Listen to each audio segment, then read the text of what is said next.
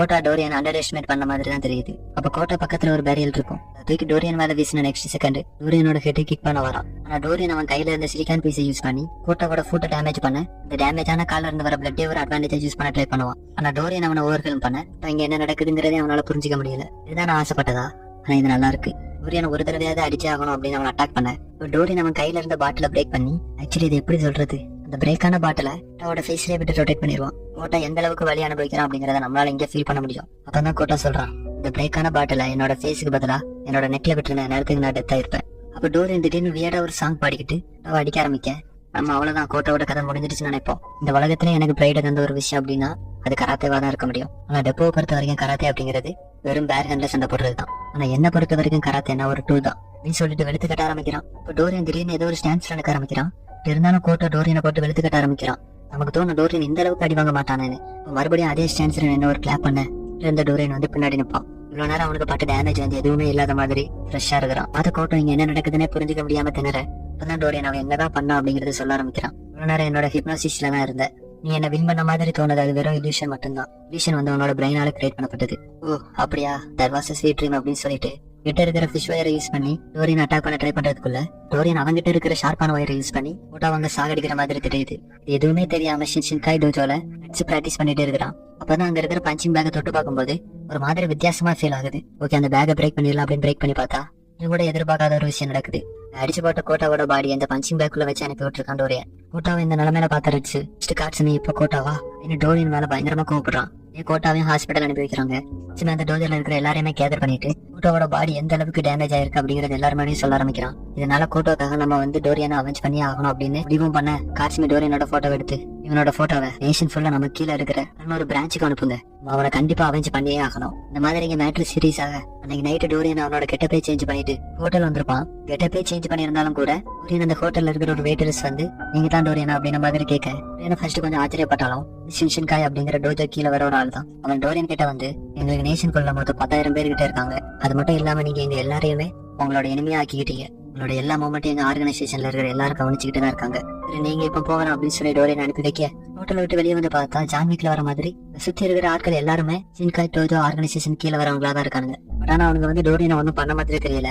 அப்ப அந்த இடத்துக்கு ஒரு டாக்ஸி வர அந்த டாக்ஸில ஏறி டோரியன் வந்து ஒரு லொகேஷன் சொன்னா வேற பாதையோட போயிட்டு இருக்கான். டோரியன் ஓகே இவனும் அவங்க ஆளுதான் போலன்னு புரிஞ்சுக்கிறான். நம்ம போட்டு தெரியலாம் அப்படின்னு அவன் கையில இருக்கிற ஒயர் எடுத்தா இந்த டாக்ஸியை ஃபாலோ பண்ணி ஒரு 50 வண்டி வரதை பார்த்த டோரியன் கிட்ட பிரச்சனை பண்ண முடியாது அப்படின்னு சொல்லிட்டு அந்த பிளானையும் கைவிட்டுறான். அவங்களை ஃபாலோ பண்ணி வர நார்மல் வண்டி மட்டும் வரல, போலீஸ் கார் இவன் ஆம்புலன்ஸ் கூட வரதான் செய்து டோரியன் ஒரு அம்யூஸ்மெண்ட் பார்க்கு ஃப்ரெண்ட்ல விட்டுட்டு இந்த பார்க்குள்ள உனக்காண்டி ஒரு ஆள் வெயிட் பண்ணிட்டு இருக்குன்னு சொல்ல டோரியன் இந்த பார்க்குள்ளே அப்படின்ற மாதிரி யோசிச்சுட்டு இருக்கேன். பார்க்கு தான் உனக்கு கூட்டிட்டு வரணும்னு சொல்லி எங்களுக்கு ஆர்டர் வந்துச்சு. அது மட்டும் இல்லாம இந்த பார்க் எங்க ஆட்கள் தான் ஒருத்தன் ஓன் பண்றான் அப்படின்ற மாதிரி அந்த டாக்ஸி டிரைவர் சொல்ல எந்த அளவுக்கு ஒரு மான்சர் நமக்கு தெரியும், ஆனா அவங்களுக்கு தெரியாதுல்ல. இவனுங்க டோரியன் அப்போதுல இருந்தே மாதிரி தான் ட்ரீட் பண்ணிட்டு இருப்பாங்க. எதுக்கு அப்படின்னா அவங்க சைடு ஒரு 100 பேர் கிட்ட இருக்கிறனால அந்த பார்க்குள்ள போறதுக்கு முன்னாடி டோரியன் நம்ம யாருன்னு காமிச்சிட்டு போவோம் அப்படின்னு டாக்ஸி டிரைவரை பார்த்து என் கூட சண்டை போடணும்னு சொன்னீங்க, இப்ப வரையா சண்டை போடலாமா அப்படின்னு கேட்க அந்த டாக்ஸி டிரைவர் நல்லா தான் சண்டை போடுறான். பட் ஆனா டோரியன் பண்ற ஒவ்வொரு அட்டாக்குக்கும் பிளாக் பண்ண அவனோட கையெல்லாம் அவனோட லெக்கோட ஆங்கிள் வந்து பிரேக் ஆகுது. பார்த்து எல்லாருமே வாயை பழக்க ஆரம்பிச்சிருவானுங்க. அப்பதான் டோரியன் சொல்றான், நீங்க இப்படி ஒவ்வொருத்தரையும் அட்டாக் பண்ண வந்தீங்கன்னா இந்த மாதிரி ஒரு 1000 பேர் வந்தாலும் அடிச்சிடுவேன், இல்ல உங்க கராத்தே ரூலை ஃபாலோ பண்ணாம மொத்தமா வந்தீங்கன்னா கூட என்ன ஜெயிக்கிறதுக்கு வாய்ப்பு இருக்கு அப்படின்ற மாதிரி சொல்ல உங்களுக்கு புரியுது. அவங்க கராத்தே ரூலை ஃபாலோ பண்ணி ஒவ்வொருத்தரா சண்டை போட வரானுங்க. இதே அவங்க மொத்தமா வந்த டோரியன் வின் பண்றதுக்கு நிறையவே சான்சஸ் இருக்கு. இதே டோரியன் வந்து அந்த பார்க்குள்ள போறதோட இந்த எபிசோடு எண்ட் ஆகுது. டோரியன் அந்த பார்க்கு கூட்டு வர சொன்ன ஆள் யாரு அப்படிங்கிறது நெக்ஸ்ட் ஒன் பார்க்குள்ள நடந்து போய்கிட்டே இருக்கும்போது கிளவுன் மாதிரி வேஷம் போட்டுட்டு ஒருத்தர் நிற்கிறாரு. அவருதான் அந்த அம்யூஸ்மெண்ட் பார்க்கோட மேனேஜர். வேற டோரியன் இந்த அம்யூஸ்மெண்ட் பார்க்குள்ள இன்வைட் பண்ண வந்திருக்காரு. டோரியன் இங்க வந்த விஷயத்த மறந்து ஒரு குழந்தை மாதிரி என்ஜாய் பண்ண ஆரம்பிக்கிறான். அதில் என்ஜாய் பண்ணிக்கிட்டு இருக்கும்போதுதான் யாருக்காக இந்த அம்யூஸ்மெண்ட் பார்க்குள்ள வந்தானோ அந்த பர்சன் வந்து ஷோ ஆகிறான். அவன் யாரு அப்படிங்கறது சொல்ல தொடங்குறான். அவரோட நேம் வந்து ஷூடோ இல்லாம கோட்டோ, ஹாஸ்பிட்டலைஸ்டா இருக்கானே அவனோட க்ளோசஸ்ட் ஃப்ரெண்ட் மாதிரி தான் தெரியுது. இப்பதான் ஷூடோ நான் கோட்டாக்காக செத்தாலும் கவலைப்பட மாட்டேன் அப்படின்ற மாதிரி சொல்ல அதை பத்தி எல்லாம் கவலைப்பட்ட மாதிரி தெரியல. என்னோட ஃபர்ஸ்ட் ஆப்பனன்ட் என்னோட சைஸ்க்கு ஈக்குவலா இருக்கிற ஒரே ஒரு ஆள் நீ மட்டும்தான். அவனும் டோரியனை அட்டாக் பண்ண ஆரம்பிக்க பிளாக் பண்ணி 2 பஞ்ச் மட்டும் தான் கொடுப்பான். அவனோட நோஸ் வந்து ப்ளீட் ஆகிற மாதிரி தான் தெரியுது. கையை வச்சு வைப் பண்ணி விட்டுட்டு அதுலயே ஃபேமஸ் ஆன டெத் ரோ பிரிஷனர் நீ உன்னால இவ்வளவுதான் பண்ண முடியுமா இந்த மாதிரி சொல்லிட்டு டோரியனை அட்டாக் பண்ண போக நான் அந்த இடத்த விட்டு தப்பிச்சு ஓட ஆரம்பிக்கிறான். டோரியனை ரொம்ப தூரம் துரத்திக்கிட்டே இருக்கிறான். டோரியன் இருக்கிற மாதிரியே தெரியல. கடைசியில வந்து கோஸ்டர் மேல போய் உட்காடுறான். கோஸ்டர் மூவ் ஆக ஆரம்பிக்க சோட்டோவும் அதுல ஜம்ப் ஆயிப்பான். அப்பதான் டோரியன் உன்னோட நேம் வந்து சோட்டோ தானே, அதுக்காக இன்னைக்கு நைட்டு செத்தாலும் கவலைப்பட மாட்டேன்னு சொன்னேன் அப்படித்தானே? இந்த மாதிரி சொல்லிட்டு கொஞ்சம் ஈவலா சிரிக்க. சோட்டோ கொஞ்சம் இங்க என்ன நடக்குதுன்னே புரியல. டோரியன் இது வரைக்கும் அவனோட ஃபுல் பவரும் காமிக்கல. மட்டும் இல்லாம அவன்கிட்ட இருந்து தப்பிச்சு வர மாதிரி கூட ஓடி வந்திருக்கான். அதனால சோட்டோ வந்து இவனை அடிச்சலாம் அப்படின்ற மாதிரி தான் வந்திருப்பான். பட் ஆனா அவன் இந்த மாதிரி பேசுறதை கேட்கும்போது அவனோட பாடி வந்து அவன் அறியாம ஒரு மாதிரி செட் ஆகுது. அதை வந்து அவனுமே ஃபீல் பண்றான். அப்பதான் டோரியன், உன்னோட ஃப்ரெண்டுக்காக நீ என் கூட சண்டை போட வந்ததை நான் மதிக்கிறேன். ஆனா அதுக்காக ரியாலிட்டி என்ன அப்படிங்கறத ஃபேஸ் பண்ண மறந்துடாத. இந்த இடத்துல இருந்த ரியாலிட்டி என்ன அப்படின்னா, ஹைட்ல இருந்து நீ கண்டிப்பா கீழே விழுந்தனா டெத் ஆயிடுவேன். அதுதான் இப்போ உன்னோட ரியாலிட்டி. யோசிக்கிறதுக்கு இங்க டைம் இல்ல. டிலே பண்ற ஒவ்வொரு செகண்டுமே நம்ம இதை விட ஹையரா போயிட்டு இருக்கோம். ஹையரா மட்டும் போகும்னு நினைக்காத. இந்த கோஸ்டரோட மூவ்மெண்ட் எந்த அளவுக்கு இருக்கும்னு உனக்கே தெரியும். இதுல சுச்சுவேஷன்ல உன்னால ஃபைட் பண்ண முடியுமா அப்படின்ற மாதிரி சொல்ல பாத்துக்கலாம் அப்படின்னு சோட்டோவும் தைரியத்தை வர வச்சுட்டு தயாராக ஹில்ஸ் மாதிரி ஹையரா போயிட்டு அடுத்து டவுன் ஆகும்ல. டவுன் ரேஞ்ச் அட்டைன் பண்ணும்போது அந்த இடத்துல டோரியன் இருக்க மாட்டானா. அவன் எங்கதான் போனா அப்படிங்கறத யோசிக்கிறதுக்குள்ள சோட்டோக்கு பின்னாடி வந்து நிற்கிறான். என்னது மட்டும் இல்லாம சோட்டோவோட கழுத்தையும் பிடிச்சு நெருக்க ஆரம்பிக்க. ஆனா கோஸ்டர் வந்து ஈவனா போகாதுல, சரி டவுன் சைட் வைஸ் எல்லாம் போகும். அதனால அவரால பெர்ஃபெக்டா அந்த கழுத்தை சோக் பண்ண முடியல. இப்படியே அவங்க ரெண்டு பேருமே அந்த கோஸ்டரோட மூமெண்ட்லயே தூக்கி வீசப்படுறாங்க. போக போக அந்த ரோலர் கோஸ்டரோட ஸ்பீடுமே அதிகரிக்க, அந்த கிராவிடேஷனல் புல்லுமே அதிகரிக்கும் அப்படின்ற மாதிரி ஐஷோர் வர இந்த ரோலர் கோஸ்டர்ல அவங்க ரெண்டு பேராலுமே பெர்ஃபெக்டா சண்டை போட முடியல. அப்பதான் சோட்டோக்கு அவனோட மாஸ்டரான டெக்கோவரை வச்சு இதுக்காண்டி நம்ம செஞ்சு நிக்கிறோம் அப்படிங்கறத சொல்ல ஆரம்பிக்கிறாரு.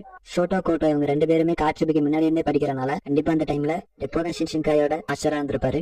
அந்த சஞ்சின் அப்படிங்கிற அந்த ஸ்டான்ஸ் எப்படி உருவாச்சு அப்படிங்கிறதுக்கான ஒரு ஹிஸ்டரி சொல்ல ஆரம்பிக்கிறாரு. அவன் வந்து கப்பல்ல போருக்கு போகும்போது நிறைய சண்டை போட வேண்டியது இருக்கும். சரியா கப்பல்ல இருந்து சண்டை போடுறது வந்து கஷ்டமான ஒரு விஷயம். கடல்ல அலை வரது இந்த மாதிரி பல விஷயங்கள் இருக்கிறனால அது எப்பவுமே ஷேக் ஆயிட்டே இருக்கும். அப்படி இருக்கும்போது தான் ஸ்டான்ஸ் கண்டுபிடிக்கப்பட்டது. இந்த மாதிரி சொல்லி அந்த கதையை அங்க முடிக்க டோரியன் கூட அந்த ஸ்டான்ஸ்ல நின்று சண்டை போட ஆரம்பிக்கிறான். என்னால அந்த ரயில ஸ்டடியா நிக்க முடியலனாலும் அந்த ஸ்டான்ஸ்ல நிக்கிறனால எப்படியோ மேனேஜ் பண்ணி நிக்க ஆரம்பிக்கிறான். சடனா சோட்டோவை பிடிச்சிட்டு இந்த ட்ராக்ல இருந்து ஜம்ப் பண்ணிடுவானா. அவன் ஹைட்ல இருந்து ஜம்ப் பண்ணும்போது நீ தான் சொன்னல அவனுக்காக செத்தாலும் நான் கவலைப்பட மாட்டேன்னு. கொஞ்சம் பைத்தியமாடா நீ அப்படின்னு சோட்டோங்க கத்த. என்ன பண்ண முடியும், அவ்வளவுதான் ஜம்ப் பண்ணியாச்சு. டோரியனை கீழே திருப்பி விட்டு நம்மளோட டேமேஜ் கம்மி பண்ணிக்கலாம் அப்படின்னு ரெண்டு பேருமே கீழே விழுந்து சைடு ஸ்வீட் ஆகி போறாங்க. ரெண்டு பேர் மூஞ்சில இருந்து பயங்கரமா நோ ஸ்பீட் ஆகுது. சோட்டோ தான் பயங்கரமா டேமேஜ் ஆன மாதிரி தெரியுது. தோணும் டோரியன் தானே கீழே பார்த்து ஃபிளிப் ஆகியிருந்தா அப்புறம் எப்படி சோட்டோக்கு இந்த அளவுக்கு டேமேஜ் ஆயிருக்கும் நமக்கு யோசிக்க தோணும். டோரியன் அந்த இடத்துல தான் ஒரு ட்ரிக் யூஸ் பண்ணிருக்கான். அவன் கையில ஒரு அன்பிரேக்கபிள் சொல்லிட்டு ஒரு வயர் வச்சுட்டு சுத்தி தலைவானே அதை தான் எஃபெக்டிவா யூஸ் பண்ணிருக்கான். அவன் அந்த வயர் இருந்த அமௌண்ட் வந்து ஆல்ரெடி ரொம்பவே கம்மியா தான் இருந்திருக்கு. கீழே விடுறதுக்கு முன்னாடியே அந்த லேம்ப்ல மாற்ற மாதிரி பண்ணிருக்கான். யூஸ் பண்ணி எப்படியே சமூகம் தப்பிச்சிருக்கான். பட் ஆனா எப்படி தப்பிச்சான் அப்படிங்கறத நம்மளால சொல்ல முடியல. என்ன பண்ணா அப்படிங்கறத சொல்லி சிரிச்சிட்டு இருக்கும்போது பாட்டுக்கு காட்சுமேட்ட போறச்சு இந்த 3 பேருமே வராங்க. அதான் காட்சுமி டோரியனை பார்த்து உன்ன மாதிரி ஆட்கள் அந்த உலகத்துல வாழ்றது வேஸ்ட், நீ அந்த உலகத்துக்கே சாபக்கேடு அப்படின்ற மாதிரி சொல்லிட்டு இருக்கும்போது டோரியன் சம்பந்தமே இல்லாம ரெட்ஸோ பார்த்து நீ அந்த உலகத்துல வாழ்றது வந்து ஒரு குறையா நினைக்கிறியா அப்படின்ற மாதிரி கேட்க ஒரு பிளாஷ்பேக் யோசிச்சு பார்க்க ஆரம்பிக்கிறான். இந்த பிளாஷ்பேக் வந்து கொஞ்சம் இம்பார்ட்டன் ஆனது. ஆனா இவ்வளவு தூரம் பாத்துட்டீங்கன்னா இந்த இதையும் கொஞ்சம் சேர்த்து பாத்துருங்க. அந்த பிளாஷ்பேக்ல என்ன காமிக்கிறாங்க அப்படின்னா நீளமான டேங்க் இருக்குது. அந்த டேங்க் ஃபுல்லாவே தண்ணி நிரப்பி வச்சிருக்காங்க. அந்த டேங்க்ல அங்க ஒரு 10 பேர் வரிசையா நின்னுட்டு இருப்பானுங்க. அதுல ஒருத்தன் வந்து ஒரு பஞ்ச் பண்ண அந்த பஞ்சோட ஃபோர்ஸ்ல உருவாகிற வேவ்ஸ் வந்து எவ்வளவு தூரம் போகுது அப்படிங்கறத செக் பண்றதுக்காகவே ஒரு 20 பேர் கிட்ட சைடு உட்காந்துருக்கானுங்க. இந்த வேவ் வந்து 100% இருக்குன்னா 60% டேங்கை தாண்டி போகுது. சுத்தி இருந்தவங்கள ஒருத்தர் 60% அப்ப ஃபெயிலியர் அப்படின்ற மாதிரி சொல்ல இல்லாம அதை கொண்டு போய் இடத்தோட மாஸ்டர் மாதிரி ஒருத்தர் இருக்காரு. அவர்கிட்ட பேர் ரிப்போர்ட் பண்றாங்க. என்ன அப்படின்னா இன்னைக்கான அட்மிஷன் எக்ஸாம் ஓவர் அப்படின்ற மாதிரி சொல்லும்போது தான் நமக்கே தெரியுது இது வந்து அவங்களுக்கு டெஸ்ட் பண்ண வச்ச ஒரு டெஸ்ட் அப்படிங்கிறது. போட்டி போட்ட 10 பேர்ல எல்லாருமே ஃபெயில் ஆயிருக்கானுங்க. அதுல ஒரே ஒருத்தர் மட்டும் தான் 60% அட்டென்ட் பண்ணிருக்கான். ஆனா அந்த மாஸ்டர் அந்த டெஸ்ட்ல கலந்துகிட்டு எல்லாத்தையும் பேச ஆரம்பிக்கிறாரு. உங்களை ஒருத்தரால கூட ஜெயிக்க முடியலன்னா அதோட குங்ஃபு பிராக்டிஸ்ல ஏதோ ஒரு பிரச்சனை இருக்கு. அவர் அந்த பெரிய டேங்கு கிட்ட போய் நின்னுட்டு உன்னால 20% தான் அச்சீவ் பண்ண முடியும்னு நினைச்சா 20% தான் அச்சீவ் பண்ணுவேன். இல்ல உன்னால எக்ஸ்ட்ரா நம்பிக்கை வச்சு 60% சக்சஸ் பண்ண முடியும்னு நினைச்சா 60% சக்சஸ் பண்ணுவேன். 60% எடுக்க முடியுதுனாலே உன்னோட செல்ஃப் மேல எந்த அளவுக்கு நம்பிக்கை வச்சிருப்பேங்கிறது தெரியுது. இந்த மாதிரி சொல்லிட்டு அங்க ஒரு வந்து பஞ்ச் பண்ண வந்து ஃபர்ஸ்ட் ஃபார்ம் ஆன மாதிரி தெரியல. பட் ஆனா கொஞ்சம் தூரம் தள்ளி போய் ஃபார்ம் ஆக ஆரம்பிக்குது. அதே சமயத்தை அந்த சைட் இருந்து ஒருத்தன் பஞ்ச் பண்ண 2 வேவ்ஸுமே கிளாஷ் ஆகும்போது ஒரு 2 கடல் வந்து ஆப்போசிட்டா மோதின மாதிரி இருக்குது. அப்ப அந்த சைடு பஞ்ச் பண்ண அந்த ஆள் வந்து என்னைய டெஸ்ட்ல கலந்துக்கே விட மாட்டேங்கிறீங்க, எனக்கு ஆப்பர்ச்சுனிட்டி தரப்படாதா அப்படின்ற மாதிரி கேட்க முட்டையின பார்த்தா ரெட்ஸ் மாதிரியே தெரியல. எனக்கு அப்படிதாங்க இஷ்டம். அப்ப அந்த மாஸ்டர் ஒரு டோர்வேயை நோக்கி நடந்து போக ஆரம்பிக்கிறாரு. ஃபாலோ பண்ணி வா அப்படின்னு சொல்ல அப்படியே ஃபாலோ பண்ணி போக ஆரம்பிக்கிறான். பாருக்குள்ள போய் பார்க்கும்போது 6 பேருக்குள்ள வரும்போது ரெட்ஸ் அடிச்சு போட்டு தான் வந்திருக்கான். தெரியுதா இவங்க 6 பேர் எங்கிட்ட இருக்கிற 6 பெஸ்ட் கார்ட்ஸ். நீ இவங்களை வெறும் நார்மல் ஹேண்டாலே அடிச்சு நோக்கிருக்க. நம்ம கன்ஃபார்ம் பண்ற மாதிரி அந்த மாஸ்டர் இவனை வந்து ரெட்ஸ் தான் சொல்றாரு.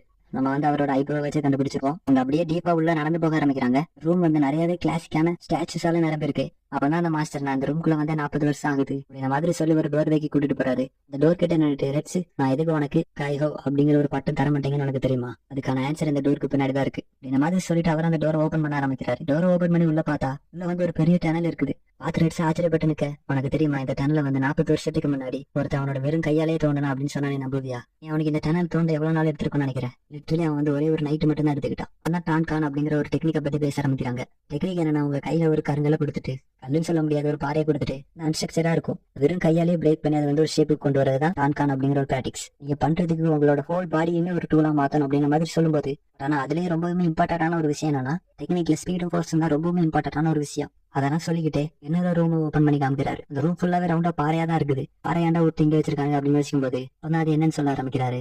எல்லாமே டேங்க் ஆன் டெக்னிக்கை யூஸ் பண்ணி, அதாவது அந்த பிரேக்கிங் ராக் டெக்னிக்கை யூஸ் பண்ணி பார்க்கப்பட்ட பாறைகள் அப்படின்ற மாதிரி சொல்லும்போது ரெட்ஸ் வந்து அங்க ஆச்சரியமாகி நிக்கிறான். சரி நீங்க சொன்னீங்களா அவனோட திங்க எங்க இருக்கு அப்படின்ற மாதிரி கேட்கும்போது இந்த ஆர்ட்டா அது அந்த ரூம்ல ஃபிட் ஆகலப்பா. நம்ம இப்போ ரூம் பாத்துட்டு இருக்கோம்ல, இந்த ரூம் வந்து இப்போ ரெட்ஸுக்கு காமிக்கல. ரெட்ஸ் வந்து கொஞ்சம் சின்ன பையனா இருக்கும்போதே இவர் வந்து காமிச்சது. அவங்க பேசிட்டு இருந்த அந்த ஆளோட ஆர்ட் ஒர்க்கை தான் அவங்க அந்த டனலுக்குள்ளேயே பாத்துட்டு இருக்காங்க. சரி நான் உனக்கு எதுக்கு அந்த காயா அப்படிங்கிற டைட்டில் கொடுக்கலான்னு உனக்கு தெரியுமா? அது உன்னோட ஆட்டிடியூடு காரண்டிலாம் இல்ல, உன்னோட எபிலிட்டிஸ் வந்து அந்த காயா அப்படிங்கிற உன்னோட எபிலிட்டிஸ் பக்கம் கூட வராது அப்படின்ற மாதிரி சொல்லும்போது இது என்னோட எபிலிட்டிஸ் பத்தாதா அப்படின்னு ரெட்ஸ் வந்து ஆச்சரியப்பட்டு நிற்கிறான். அது மட்டும் இல்லாம அந்த கையா அப்படிங்கிற அந்த பட்டத்தை பெற்றவன் வந்து வெஸ்டர்னர், அது உனக்கு தெரியுமா? ரெட்ஸ் வந்து சரி அவன் இப்ப எங்க இருக்கான் இல்ல அப்படின்ற மாதிரி சொல்லும்போது அப்ப செத்து போயிட்டானா இல்ல அவனுக்கு இப்ப நான் சாவு அறிவிக்கப்பட்டதா கேள்விப்பட்டேன் அப்படின்ற மாதிரி இங்க சொல்லும் போதுதான் இங்க வந்து ஒரு பயங்கரமான ட்விஸ்ட் இருக்குது. அது வந்து நம்ம டோரியன் தான். சோ உங்களை பார்த்தது எனக்கு வந்து ஒரு பெரிய ஹானர் அப்படின்ற மாதிரி சொல்ல எபிசோட் வந்து அன்எக்ஸ்பெக்டடா எண்ட் ஆகுது.